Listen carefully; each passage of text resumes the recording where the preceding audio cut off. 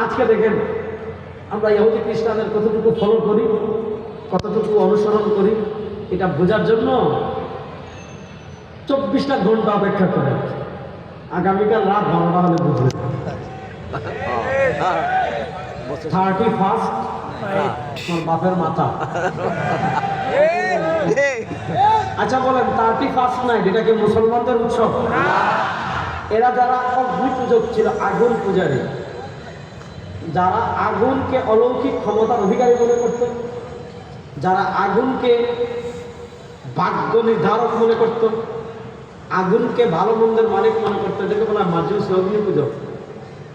আচ্ছা, আমাদের আকীদা কি? ভাগ্য ভালো মন্দের মালিক একমাত্র না। জয় বাংলা তো আরো জোরে বলতে না, ওই ওখান থেকে শোনা যেত। আমরা আরো আসতে বলে আমরা বিশ্বাস করি বা তাকদীরের ভালো মন্দের মালিক একমাত্র আল্লাহ।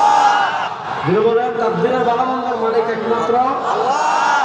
তাহলে নতুন বছর ভালোর জন্য, পুরাতন বছরের খারাপকে দূর করার জন্য কোন মুসলমান আসমানে পটকা ফুটাতে পারে? আসমানে আগুন মারতে পারে? মুসলমান তুই ক্ষমা চাইলে যে আল্লাহ গত বছর যা হয়তো মাফ করে দেয়। মুসলমান তুই আগামীকাল দীপ্ত শপথ নিবি, 15 বছরের ফেসিবাদ বিদায় নিয়েছে, আগামী বছর আমরা ইসলামকে এই দেশে বিজয় করব। এই নতুন বছর দীপ্ত শপথ আমাদের হবে। আর সেকুলারিজম চাই না, আর সোশ্যালিজম চাই না, আর ডেমোক্রেসি চাই না, আর জাতীয়তাবাদ চাই না, আর তন্ত্রমন্ত্র চাই না।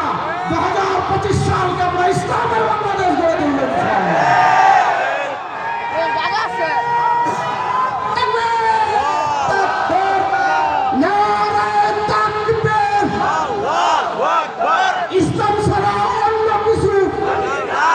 মাইকটা বসে স্লোগান দেওয়ার জন্য না, মাইকটা বন্ধ করে নিচে দিয়ে দেন, স্লোগান মাঠে দিবে। আপনার বন্ধ করে মাইকটা কোনো স্লোগান হবে না, ঠিক কিনা?